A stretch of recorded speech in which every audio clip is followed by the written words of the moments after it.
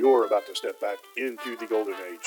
An era when entertainment wasn't mindless or shallow, but crafted to ignite your imagination. In the theater of the mind, every story came alive, and every moment was packed with suspense, drama, and excitement. Unlike today's monotonous, predictable programming, what you hear will stimulate your brain and keep you on the edge of your seat. Get ready for thrilling adventures, chilling mysteries, and unforgettable characters. Welcome to Golden Age Radio, where entertainment is as good as it gets. The Fibber McGee and Molly Show.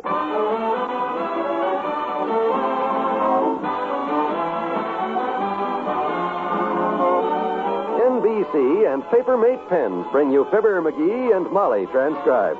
The show is written by Phil Leslie and Phil Dench and directed by Max Hutto.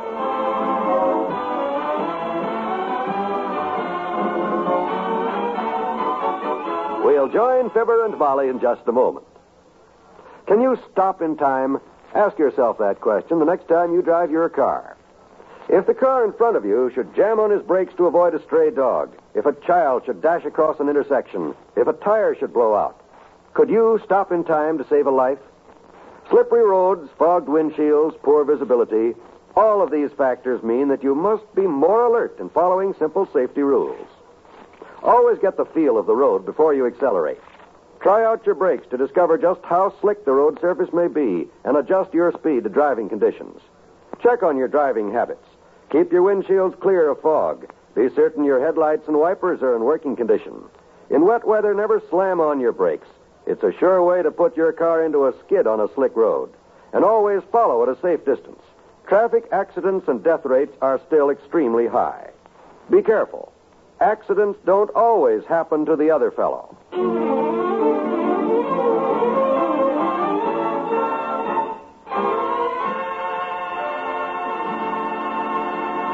Mr. and Mrs. McGee of 79 Wistful Vista have invited Dr. Gamble and his lady friend over this evening to help decorate the Christmas tree.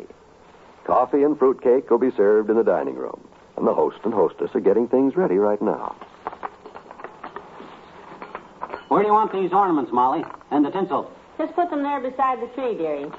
I'll be with you in a minute. You can start untangling the strings of lights if you want to. I brought them up from the basement. I see them. Boy, are they ever a mess. Looks like a pile of insulated spaghetti with red and green meatballs. Christmas tree lights are always a mess when you bring them out for the holidays. You know that. I thought it wasn't going to be like that this year. Seems to me I remember coiling each string up separately last year and putting them in a box to put away neat. You did? I did. Coiled each string neatly, put them in a box, fell down the basement steps with them, gathered them up, and flung the whole mess into the fruit cellar. Remember? Okay, I'll start untangling them. What time's Doc and his gal friend coming? Around 8. I sure wish Uncle Dennis was here to help us. He could take care of putting the lights on the tree himself, you know. The lights? Sure. If there's anybody knows how a Christmas tree ought to be lit up, it's Uncle Dennis, because he used to come home every night. What you going to do with the candlesticks? Put them on the table. I thought we'd have our coffee and cake by candlelight. Oh, Molly, you're not going to put us through that eating in the dark routine again, are you? Well, I thought it would be nice. You remember what happened last summer when we had Herb and Ruth Travis over and you made us eat by candlelight?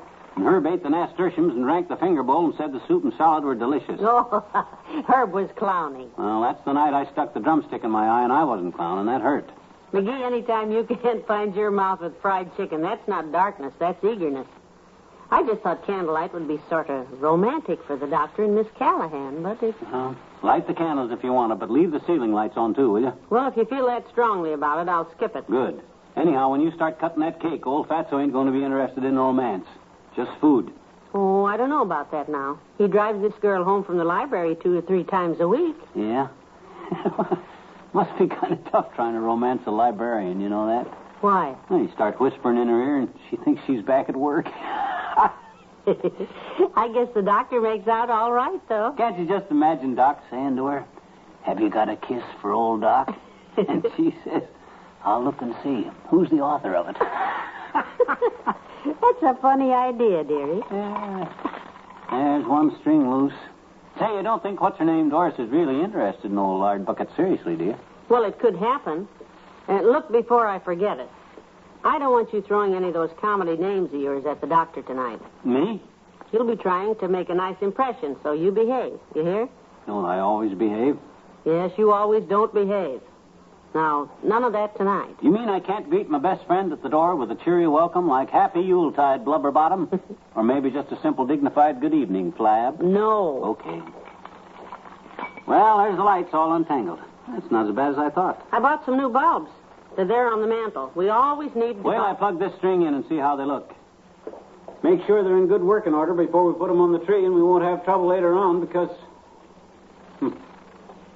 Don't light.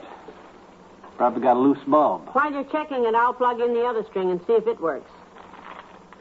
We should buy some new lights soon. These strings are about... Well, what do you know? It works. Great. This one's okay now, too, I think. A couple of bulbs were loose. Let me plug it in there. Aha, look at that. All lit up like the Great White Way. Well, hallelujah. Yay. This is the first Christmas in our married life that all the tree lights worked at the same time. Lay them there by the tree with the ornaments. Oh, boy. This is a good sign, Molly. Anytime I can get the Christmas tree lights working without running after my toolbox and 6 rolls of friction tape, well, I'm sailing. This is your night. You said it. Maybe for once in our life. Watch your feet. This. Oh. What'd I step on? Yes. Which string? Both of them. I better run and get my toolbox.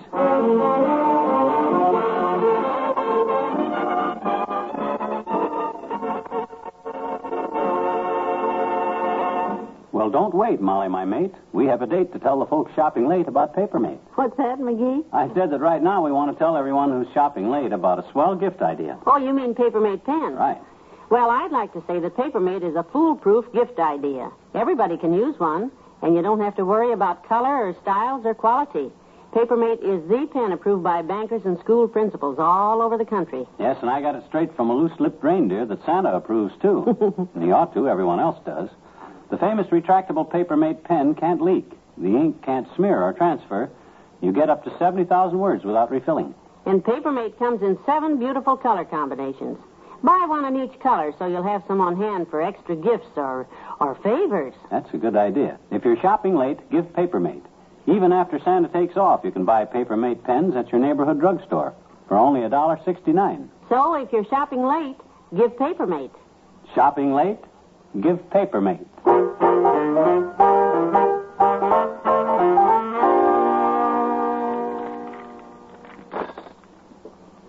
Okay, Molly. That ought to do it. Plug them in again. Okay. Contact. Sure you got the plug in tight? Absolutely. Something must be wrong. Clever observation. Well, this don't scare me, kiddo.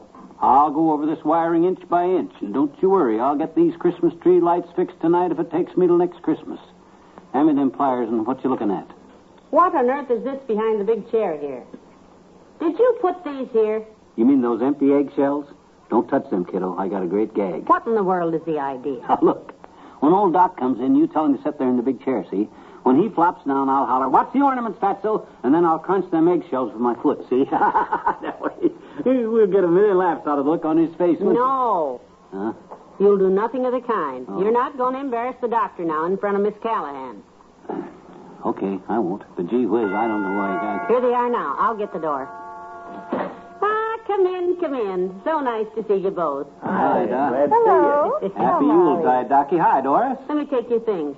Put your overcoat here in the hall, Doctor. I'll take it, Doctor. Okay. My, what a beautiful tree, Molly. Well, I'm so glad you could come help us decorate it, dear. I appreciate being included. I know that you and Mr. McGee are George's dearest friends, and you're sweet to include me in. George's dearest friends. Oh, bragging again, are you, George? I didn't say both of them, Doris. I just meant Molly. You can see at a glance that being friends with little mullet head here takes a mighty patient personality. Well, toss your mighty personality on the sofa there, Lard Bucket. Doctor. Thank you, Sonny. I will. Sit down, Doris. What's the ornaments, Fatso? Great Scott. McGee, I told you not to pull that silly eggshell trick. I never touched them eggshells. Oh, Good heavens. I sat right on a box of ornaments. it's perfectly all right, Doctor. I must have broken 3 or 4 of them. You broke 6 of them. Matter of fact. But that's okay, Clumsy. We got plenty. Terribly awkward of me. Oh, you couldn't help it, George. Oh, no, you couldn't help it, George. Gee whiz, you can't see behind you. Of course not. Nobody can. Take a periscope 6 foot long to look around behind that big tub of... Oh, you couldn't help it, George. Say, when can we go to work here? I'm anxious to start on that tree. You kids go ahead. Get a kitchen chair and start hanging ornaments, Doc. I got to fix these strings of lights. Oh, you've got some beautiful ornaments here, Molly. Look, George, isn't this pretty? Yeah, it looks like artificial fruit. What's it supposed to be, Molly? A pear, I think. Yeah, you know what a pear is, kids. A banana with its girdle off.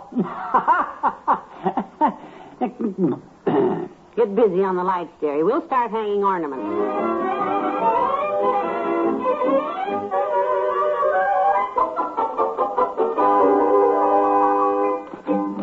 Got this socket fixed okay. Now I'll wrap some tape around here. How are you coming, McGee? The light's nearly ready? Any minute, kiddo, any minute. Hand me up some more ornaments, will you, girls? Oh, here's a pretty red one, George. Careful. Thanks. Top of the tree's a little bare. Yeah. Top of the doctor's getting a little bare, too, ain't it, Doctor? Shining in my eye. McGee. Oh, excuse me. That was the light reflecting off an ornament there, Doc. I thought it was your noggin. True you're giving him a new hat for Christmas, Molly, with holes in the crown so his ears can come through? It's an idea, Doctor. Ah, it's great to have you around at Christmas time, Doc, because I guess to Molly and me, you'll always seem, well, just like Santa Claus does. That's a very nice thought, my boy. Are you referring to my jovial, cheery disposition or my well-known generosity? No, I was referring to your big round shape, Doctor. Oh. See there, Molly? See how it shakes when he laughs like a bowl full of jelly? McGee. He doesn't mean anything, Doris. They go on like this all the time. Oh, I know. Come on, cornball, get the lights ready. Want me to run down to Kramer's and buy some new tree lights, Molly? We all know little butter thumbs here is never going to get 'em up. Oh, we all do we all? Well, for your big fat information, Doctor, the lights are all fixed. New bulbs and everything. Wonderful. String them on the tree and light them up, and we'll have some coffee and fruitcake and admire our work. This'll just be the prettiest tree in town. And why not? Look who decorated it. The reason these lights took me a while is because I did a real job while I was at it.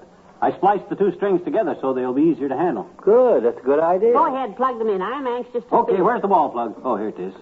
Watch how pretty them new bulbs look. There. Oh. Holy smoke. McGee, what happened? Every light in the house is out. Dark, ain't it?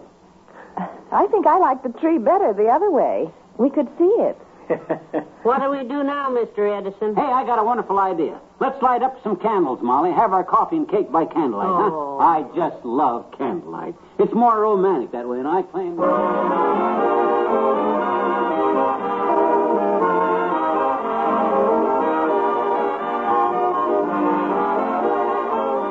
Fibber and Molly will be right back. Only one more shopping day left. Sure hope you've completed all except those inevitable last-minute finishing touches. Tomorrow, if you wind up in the mad whirl of last-minute Christmas shopping, unwind as you sit back, relax, and enjoy the wonderful programs on the NBC radio network. Somehow, there's nothing so nice as to get home, take off your shoes, and relax as you listen to the radio. Tomorrow evening, NBC will be celebrating Christmas Eve on many of your favorite programs.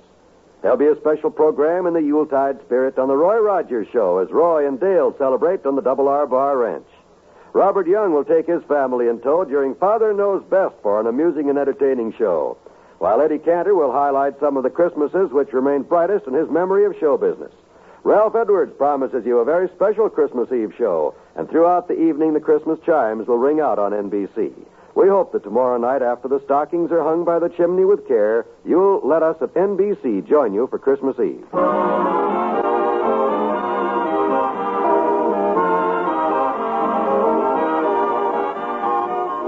Well, it was a nice evening, McGee. Yep, and that candlelight was just as romantic as you said it'd be. You know, Doc Gamble's in love. He told me so. Did he really? What'd he say? What'd he tell you? Well, it was just before they left. I took him out to the kitchen, to get a glass of water. You know what he says to me? He says, McGee, he says, I love that fruitcake. So I gave him a piece to take home. Good. Good night. Good night, all.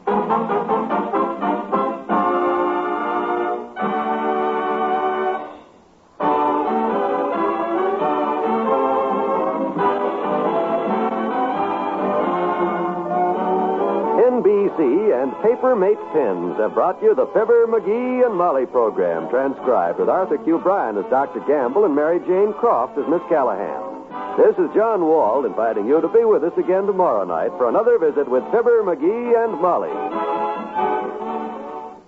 Now's the time to get Mom a kitchen radio for Christmas for the great daytime shows on the NBC Radio Network.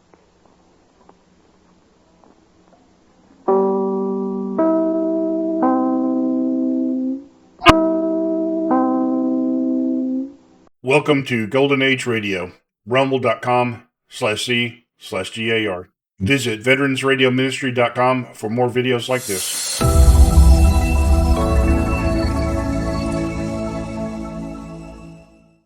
You have been listening to Golden Age Radio, rumble.com/C/GAR, brought to you by G3PL.com. Don't forget to subscribe for more videos.